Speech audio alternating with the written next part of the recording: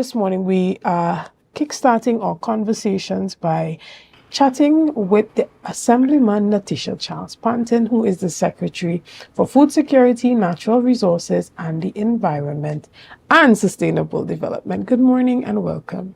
Good morning, good morning, good morning, Tobago. Good morning, Bagatelle Bacalet. Well, it's a pleasure to have you here as always. This morning we're talking about the fact that you recently came back from a visit to China where you attended the International Conference for Reducing Food Loss and Waste. Tell us a bit about that and why it was so important for Tobago to have a prominent presence at this international conference.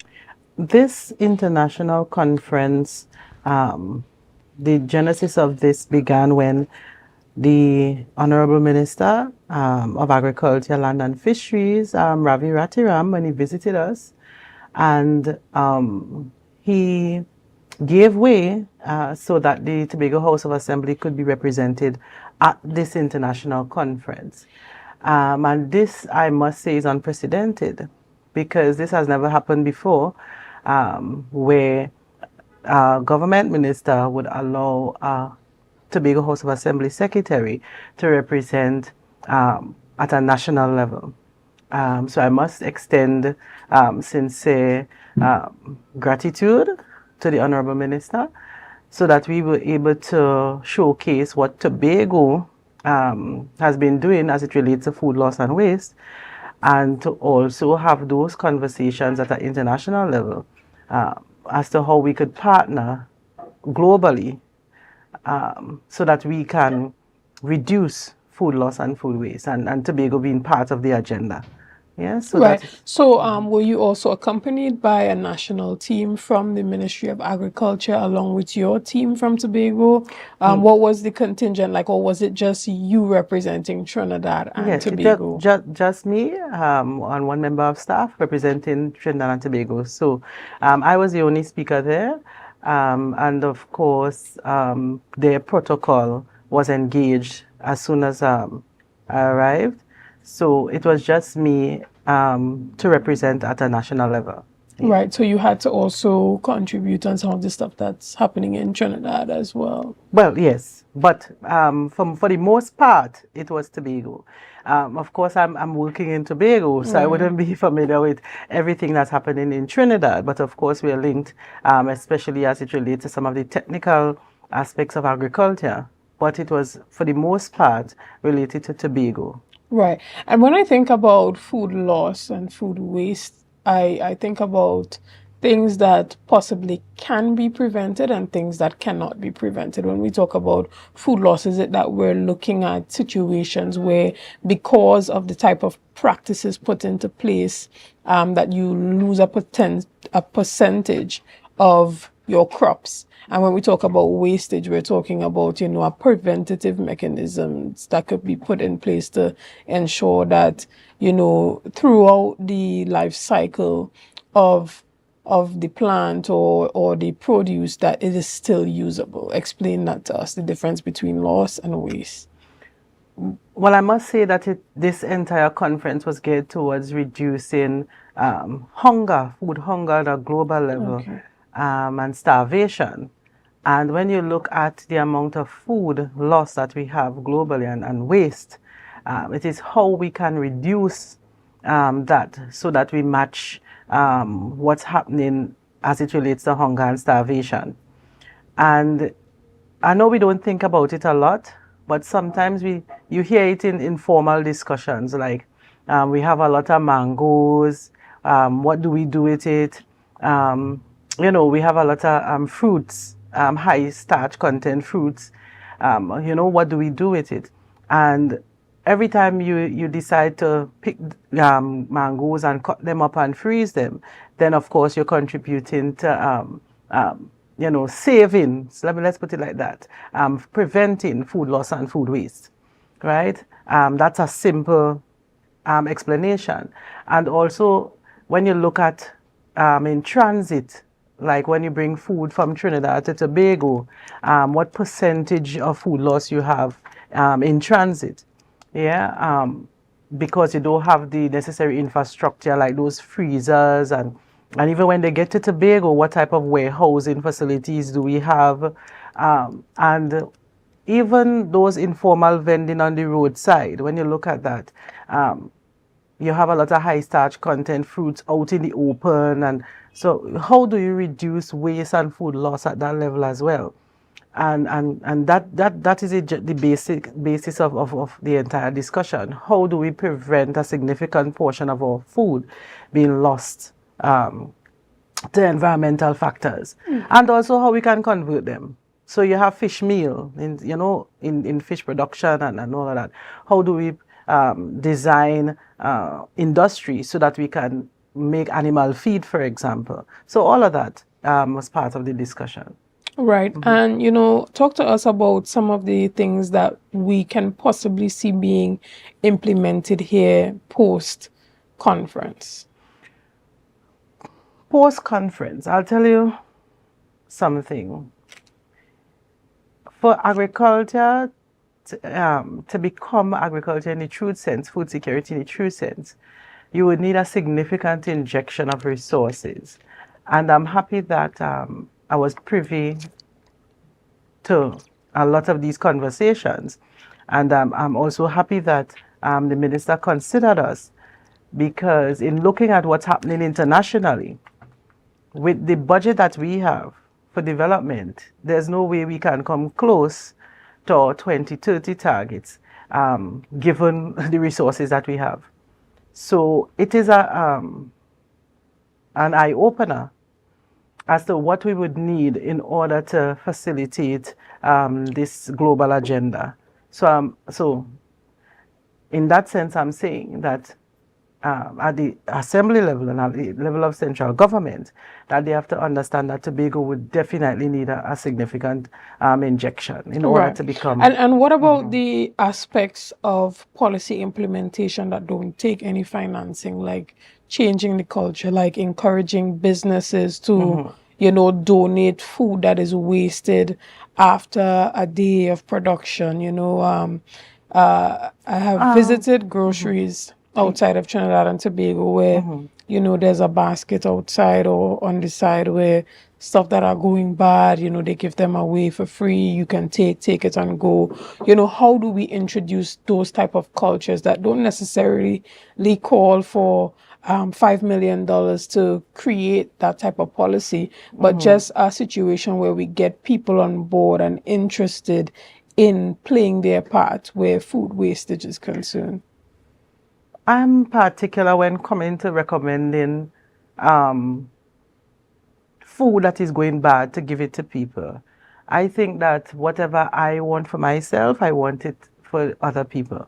So I wouldn't necessarily say that I want a culture where if something is going bad, give it to somebody else. Yeah, but it's a personal choice. A person will know that, okay, these are stuff that are on their way out. You can give it to your livestock, or you could use it in your smoothies, these type of things. I understand, there but are you have to think where... about the legal implications.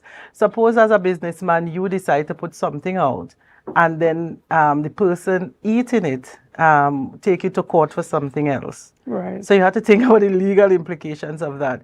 So that is why I prefer that we put those infrastructure in place, such as proper freezing, those frozen trucks, warehouses that could store, making a significant investment in protecting what you eat in the first instance, rather than us trying to transfer those foods that going bad to other people. And when we look at food, but not only crops, they talk about meat, everything that is consumed, how to reduce food loss and food waste.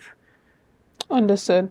And, even as that financing and resources needed to help with that, is the conversation happening with the farmers and the producers and the businesses, educating them on the importance of proper storage, proper transportation? Tell us about that. Right. So while this is a new focus, those conversations will be happening, but it is not that Tobago did not have some success stories at the conference TADCO has been trying its best in terms of, doing things in the fishing industry, in terms of providing warehousing, providing cold storage. But again, even in doing that, you would still need a significant injection in order to fix some of these aged infrastructure that we have. But we have had success stories to introduce at the conference. So by and large, I think that even in training, the division has been doing an excellent job providing those services, technical advice to assist the farming community. So we would just have to go back to the drawing board. Now that we have that type of exposure, and I'll tell you something. When you go to these countries, the level of discipline that they have as it relates to agriculture, it doesn't require 2 hours of work. It requires a drive that is remarkable, and there's no really politics as it relates to the technical aspects of these things. There's one understanding that the entire economy is dependent on our effort. So it is not a political football in their space, right?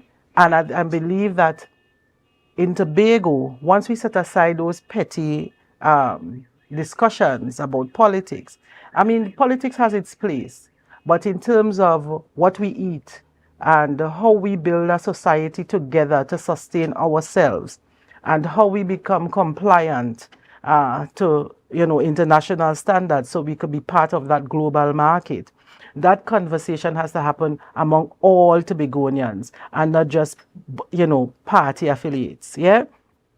So that is the type of discipline they have in these countries. So in order for us to move forward, we need to keep focus.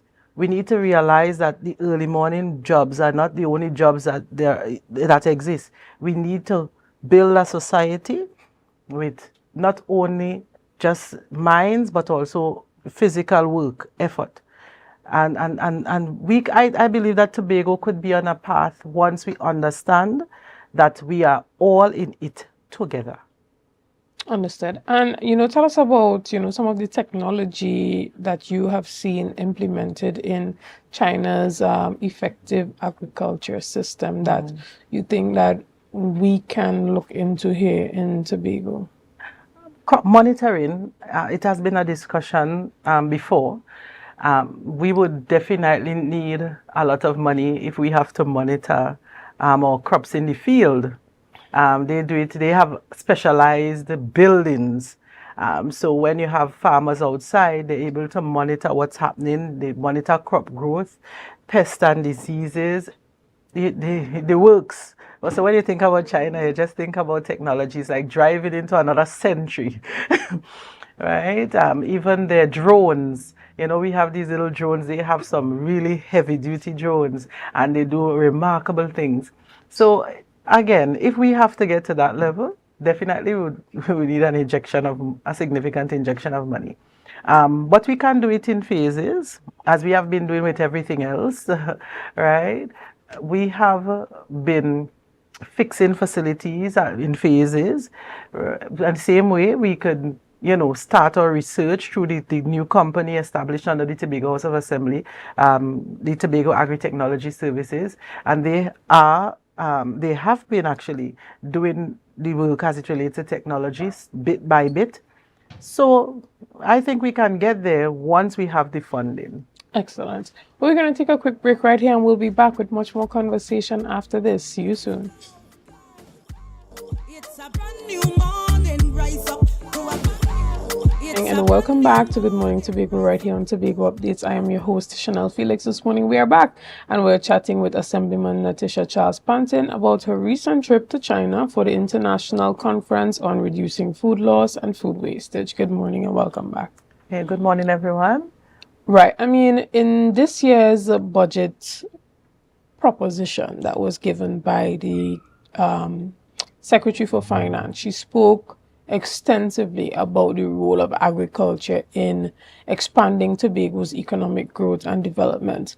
But you said earlier in your contribution that a lot of what can be done to increased productivity has to be done with the resources that are necessary.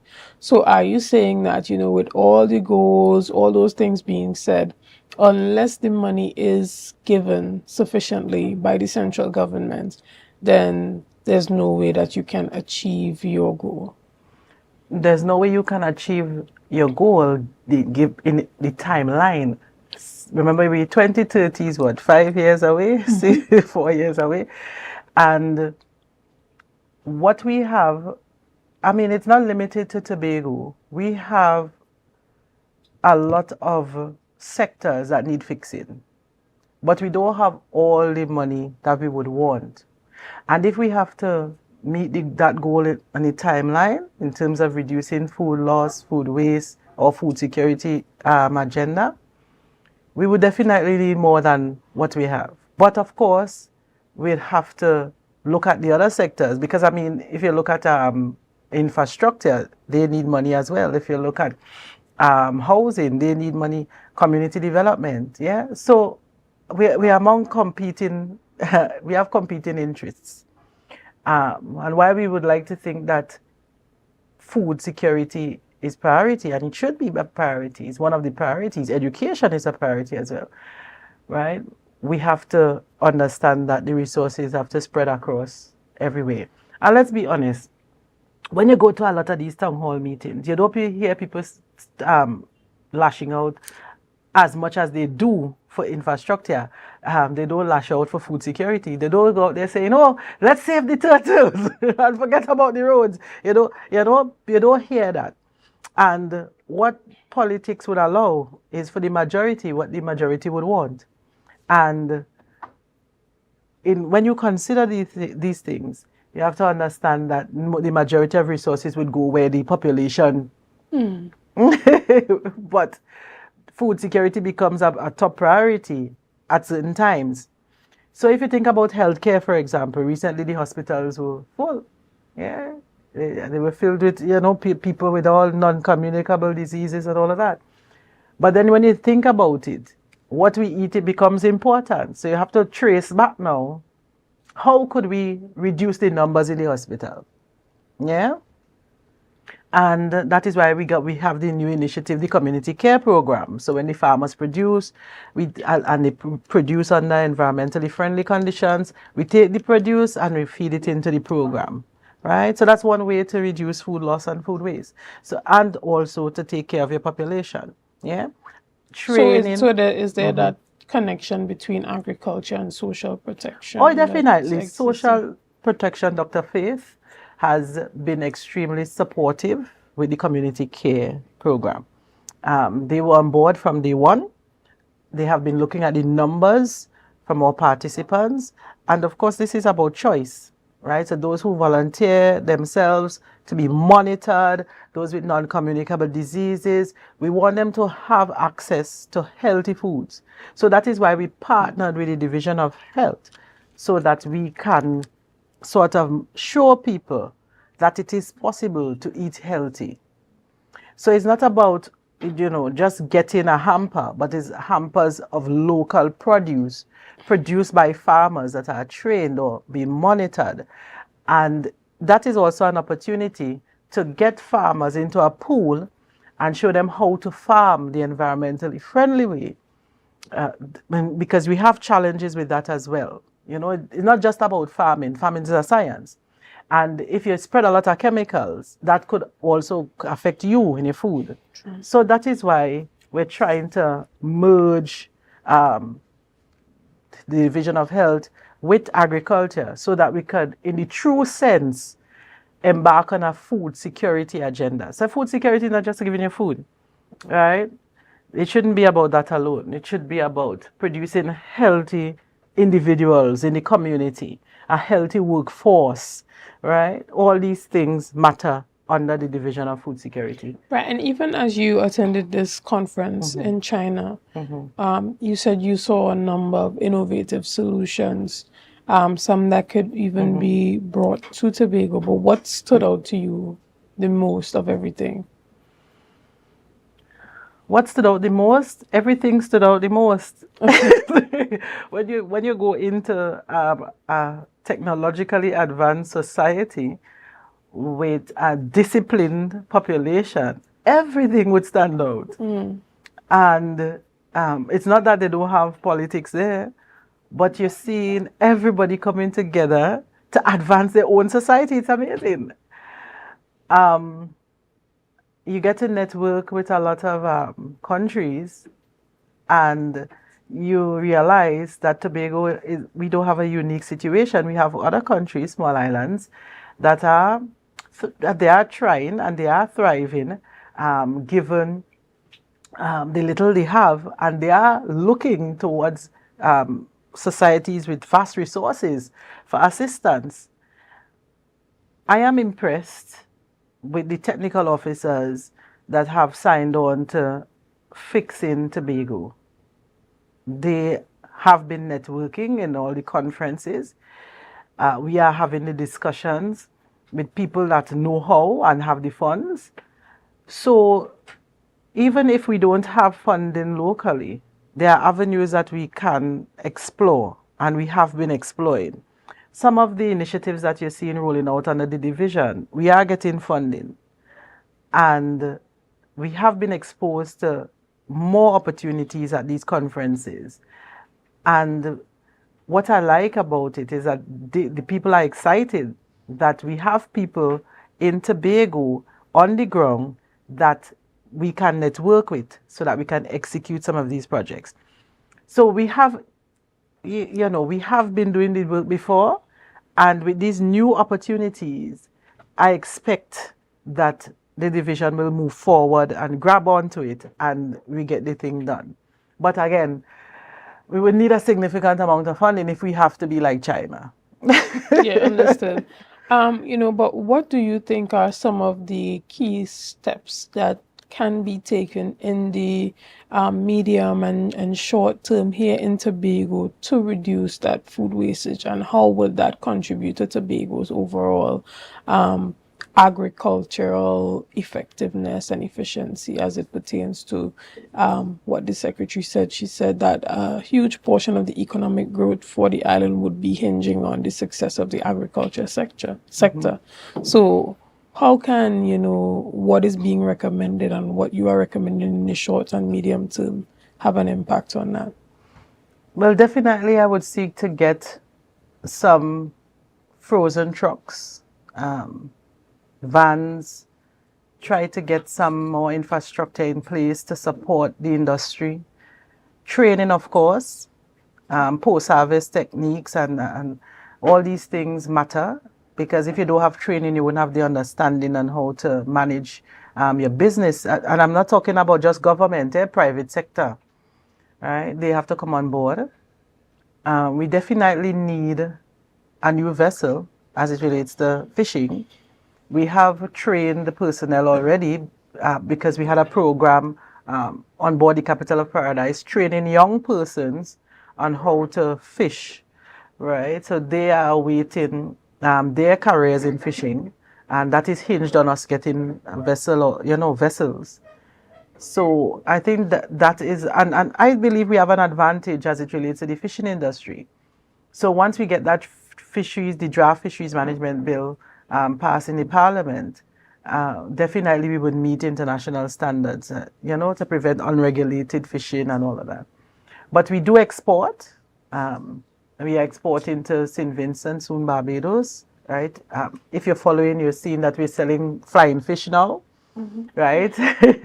So I think we have been doing good, and with the right infrastructure in place and continued training, we could step by step achieve what we want. But again, we would definitely, if we have to meet the target, Right. 2030, we definitely need resources. I'm not going to, compromise on saying that. We can't get to our China in 2030, but if we could get some infrastructure in place, even the vendors at the side of the road, if we can or we have some brilliant minds in Tobago, we can come up with some sort of vending stall that would, due to climate change, if we get some climate financing, right, design a stall that could keep the fruits fresh for a longer time. That's something creative that we could do here in Tobago. Yeah? Excellent. And even as we wrap up our discussion this morning, quickly tell our viewing public what can persons do on an individual level to help avoid food loss and food wastage. What you were suggesting earlier, right? Not in terms of businesses, because businesses may shy away from doing it. But when we have a glut on our hands, if something didn't sell at that time, and once it's fresh, then share it, Let's avoid wasting food. The idea is to prevent hunger, even at our level in society, in terms of, not globally, but locally. Let's share with each other. It's something that we do. We used to do it a lot more, a long time. If we have extra food on our trees, we used to share it with the neighbor. So we can get back there to prevent food loss and food waste on a personal level. Excellent. We want to thank you so much for your time this morning. We are going to take a quick break right here, and we'll be back with much more conversations after this. See you soon. It's a brand new morning, rise up to a brand new dawn.